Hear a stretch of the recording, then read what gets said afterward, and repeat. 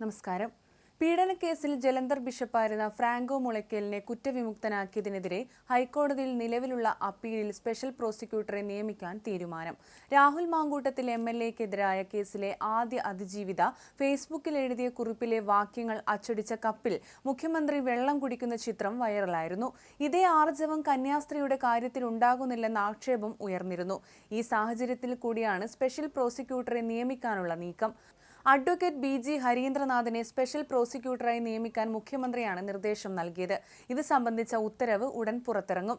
Special public പ്രോസിക്യൂട്ടറെ നിയമിക്കണമെന്ന് കേസിലെ അതിജീവിതയായ കന്യാസ്ത്രീ ഏറെക്കാലമായി ആവശ്യപ്പെട്ടു വരികയായിരുന്നു. എങ്കിലും സർക്കാർ ഇത് അംഗീകരിച്ചിരുന്നില്ല.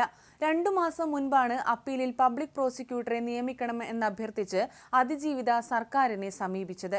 കഴിഞ്ഞ നവംബർ 12-ന് കന്യാസ്ത്രീ മുഖ്യമന്ത്രിയെ നേരിട്ട് കണ്ടാണ് നിവേദനം നൽകിയത്.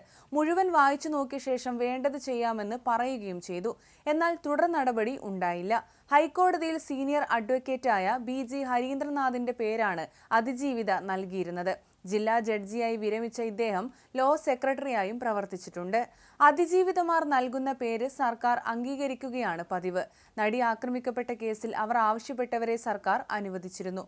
ഹൈക്കോടതിയിൽ സ്പെഷ്യൽ പബ്ലിക് പ്രോസിക്യൂട്ടറെ നിയമിക്കുന്ന രീതിയില്ലെന്നായിരുന്നു മന്ത്രി P. രാജീവിന്റെ നേരത്തെയുള്ള പ്രതികരണം. സ്പെഷ്യൽ പബ്ലിക് പ്രോസിക്യൂട്ടർ ആവശ്യം അംഗീകരിക്കാത്തത് കഴിഞ്ഞ ദിവസം അതിജീവിത തുറന്നു പറഞ്ഞിരുന്നു.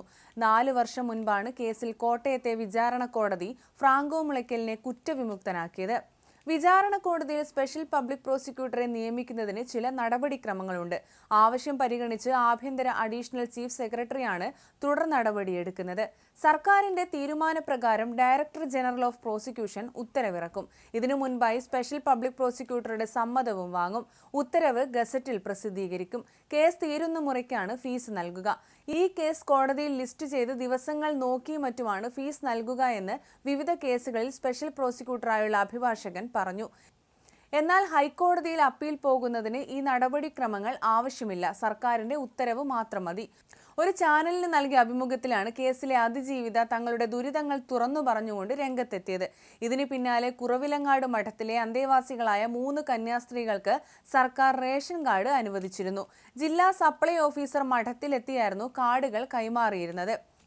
അതേസമയം ഫ്രാങ്കോ മുളയ്ക്കൽ പീഡനക്കേസിൽ പബ്ലിക് പ്രോസിക്യൂട്ടറെ നിയമിക്കാൻ തീരുമാനിച്ച സർക്കാർ നടപടിയിൽ നന്ദി അറിയിച്ച് സിസ്റ്റർ റാണിറ്റ് രംഗത്തെത്തി. മുഖ്യമന്ത്രിയോടും സർക്കാരിനോടും ഒപ്പം നിന്ന മാധ്യമങ്ങൾ ഉൾപ്പെടെ എല്ലാവരോടും നന്ദിയുണ്ട്. സർക്കാർ തങ്ങൾക്ക് റേഷൻ കാർഡ് അനുവദിച്ചു. ഞങ്ങൾ ആവശ്യപ്പെട്ട പബ്ലിക് പ്രോസിക്യൂട്ടറെയാണ് നിയമിച്ചതെന്നും സിസ്റ്റർ റാണിറ്റ് ഇന്ന് മാധ്യമങ്ങളോട് പറഞ്ഞു. ഫ്രാങ്കോ മുളയ്ക്കൽ പ്രതിയായ കന്യാസ്ത്രീ പീഡനക്കേസ് കുറവിലങ്ങാട് പോലീസ് സ്റ്റേഷനിൽ രജിസ്റ്റർ ചെയ്തതാണ്. 2014 മുതൽ 2016 വരെയുള്ള കാലയളവിൽ പീഡനം നടന്നതായാണ് പരാതി ഉയർന്നത്.